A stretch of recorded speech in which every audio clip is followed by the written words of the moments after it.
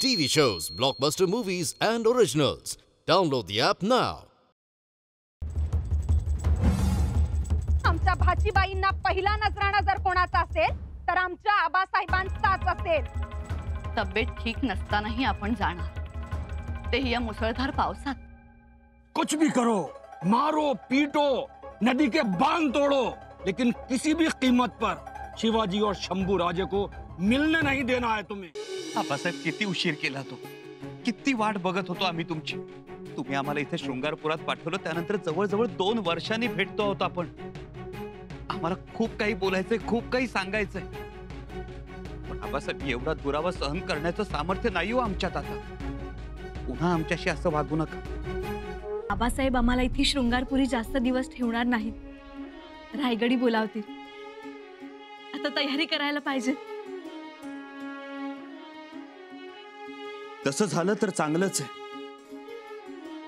आम्हाला शृंगारपुरात राहून राहून कंटाळा आला येसू. आता आम्हाला रायगड खुणाव. काय चाललंय? महाल सजवायला सांगितलंय. शंभूराजे आणि सुनबाई तर शृंगारपुरात आहेत. येतीलच, येणारच आहेत. महाराजांनी दोघांना बोलावून घेतलंय गडावर. काय? जी, सगळे गडावर परत येणार. फक्त पाळण्याबरोबर काली मातेच्या मूर्तीचीही जागा शोधायला हवी. येसू, बंद दाराड एवढंच ठरलं होतं की आमच्यात आणि आबासाहेबांमध्ये बेबनाव आहे असं नाटक करायचं, आणि आबासाहेब दक्षिणेत असेपर्यंत दिलेर खानाला रोखून धरायचं. वेळ पडली तर त्याच्याशी मैत्रीचं नाटक करायचं. आता आबासाहेबांनी आम्हाला रायगडावर बोलावून घ्यायला नको? बंद दाराड एवढंच ठरलं असेल तर तसा सांगावा दिलाच पाहिजे आबासाहेबांनी. आता आम्हाला काहीही नको, कौतुक नको, शाबासकी नको. फक्त आपल्या पायाजवळ बसायचं आहे. आबासाहेब, आता आपण निरोप पाठवा किंवा पाठवू नका.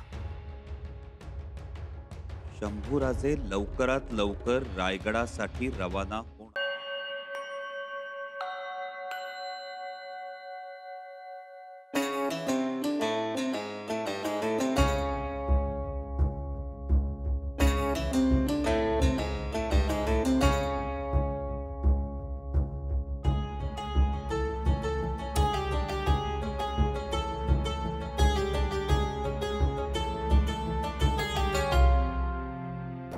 आपण दक्षिण मोहिमेवर गेल्यानंतर आपल्या प्रत्येक शब्दाशी आम्ही प्रामाणिक राहिलो आहोत.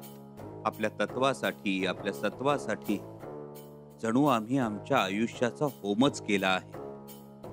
आता आम्हाला काहीही नको, कौतुक नको, शाबासकी नको. फक्त आपल्या पायाजवळ बसायचं आहे. आबासाहेब, आता आपण निरोप पाठवा किंवा पाठवू नका. शंभूराजे लवकरात लवकर रायगडासाठी रवाना होणार.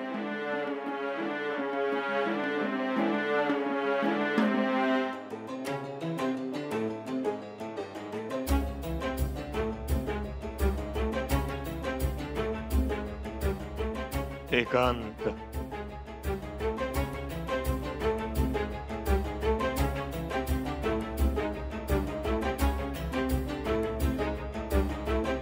शंभूराजे, शंभूराजे, तुमची तगमग आम्ही समजू शकतो, पण एक लक्षात घ्या, आपण केवळ बापलेक नसून या स्वराज्याचे छत्रपती आणि युवराज आहोत.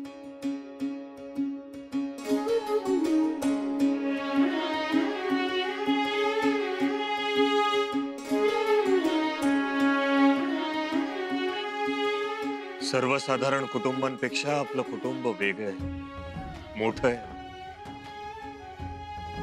आपल्या या कुटुंबाला शत्रूंपासून धोका आहे.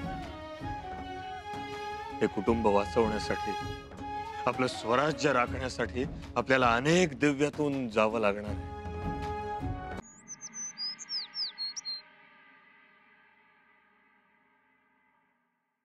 थोडीशी का होईना पर सुनबाईंनी चलाखी केली म्हणून निभावलं, नाही तर आज काय खरं नव्हतं.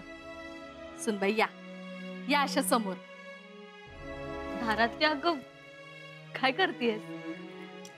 अव माझं लेकरू थांबवलं, लई चांगलं केलं.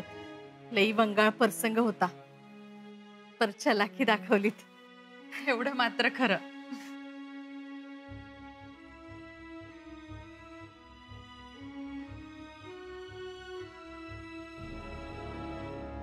अव बाई माणसाने ती घटकात सांभाळायची असते. तेवढाच बाप्याचा राग सांभाळला की मग पुढे समद शांत होतंय. खरंच ग, दादासाहेबांचा राग निवळलाय आता. हवं पोटचा गोळा बघून भले भले नरम पडत्यात. धारात्या, आम्हाला त्यावेळी जे सुचलं ते आम्ही केलं. आम्हाला दाद देत नाहीत, बत्ताशीबाईंचं ऐकत नाहीत, मग काय करावं? म्हणून मग भवानीबाईंनाच आणलं. अहो म्हणून तर पुढे टाकलेला पाय मागे घेतला आणि मायेनं रागाचं झालं शिकरण. खरं आहे तुझं. पण धारात्या, तुमचे युवराज खूप तापट आहेत. अहो अजून तापटपणा केलाच नाही त्यांनी. लई वंगाळ काम हाय ते. सुनबाई, तुम्हासनी आठवतंय ना आऊसाहेब काय म्हणाल्या होत्या? जळता निखारा हाय त्यो. पर सुनबाई, तुम्ही पदर बी जळू दिला नाही आणि निखारा बी इजू दिला नाही. हा, आता जमलं आम्हाला. पण या सगळ्याबद्दल किती आनंद मानावा याबद्दल आम्ही जरा साशंकच आहोत. युवराजांचा स्वभाव कसा आहे माहितीये ना? हे एक टोक तर ते एक टोक. तर यापुढे असा प्रसंग येऊ नये. नाही म्हणजे आपण तरी किती सावरून घ्यायचं ना. अहो ते बी खरंच आहे, पर आपण मायेची पखरण घालत राहायची. अहो बायकोकडे असतेच ते किमया. बायकोने नुसतं हसून बघितलं तरी नवऱ्याचा कायापालट होतोय. ते खरं आहे, पण बघितलं ना युवराज किती शांत झाले होते. उलट रायगडाला जायची तयारी करत होते. पण मग समर्थांकडे जा असा खलिता अचानक का आला असावा? खरं तर ती विचार करण्याचीच गोष्ट आहे. आबासाहेबांनी असा निर्णय का घेतला असेल? आश्चर्य तर आम्हालाही वाटतंय त्याच. महाराज, तुमचं कोण ऐकत नाही. तुमच्या आदेशाची सगळेच अंमलबजावणी करतात. फक्त आपलेच मात्र टाळाटाळ करतात. म्हणजे शंभूराजेंनी आपला आदेश मानलाय असं वाटत नाही.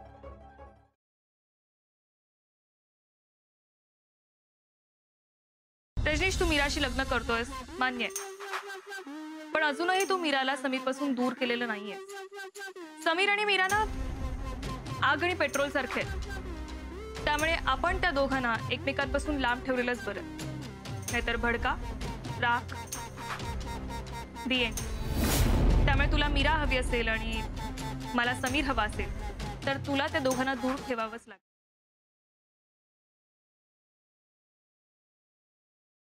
ते इतर कुठलीही जबाबदारी घेता येणार नाही असं लिहिलंय. ते काय आहे बघा, अशा प्रकारच्या फॅमिली रिस्पॉन्सिबिलिटीज पेक्षा कुस्ती महत्वाची आहे, एवढाच त्या क्लासचा अर्थ आहे.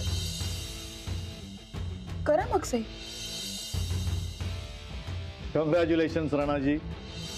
राणा, आता तुझ्या नव्या आयुष्याची सुरुवात होणार आहे. हो, आत्तापासून एक नवा अध्याय सुरू.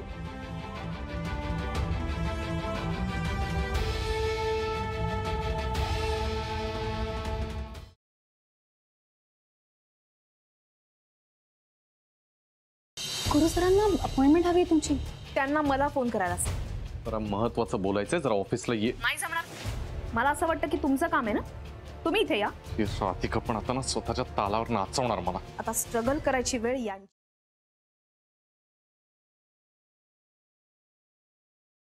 चांगली तिका कमावते आहेत ना ग तुमच्या घरात. वर दुकानाने आहेच, जात्यात कुठं मी म्हणते एवढा पैसा कुठे उधळतात. आणि आता देणे फेडायची वेळ आली तर हायच माझा नवरा. मला काहीच कळत नाही तुम्ही काय बोलताय ती. एवढी मोठी गोष्ट तुला माहित नाही असं होईल का? आणि तरी बी तुला माझ्याचकडनं ऐकायचं असेल तर ऐक. तुझ्या घरच्यांनी बँकेचा हप्ता चुकवल्यात आणि पुढचा हप्ता भरला नाही तर तुमच्या घरावर नाही तर रानावर जप्ती येणार आहे.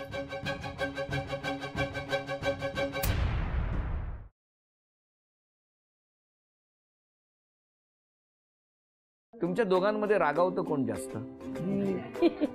मी जास्त रागवते. काय हसत हसत सांगितलं. तुमचं कुठलं माहेर? केंदूर पाबळ. आज भाचीच आहे मी आता त्यांची. बरं, घरातल्या घरात सगळं चाललं.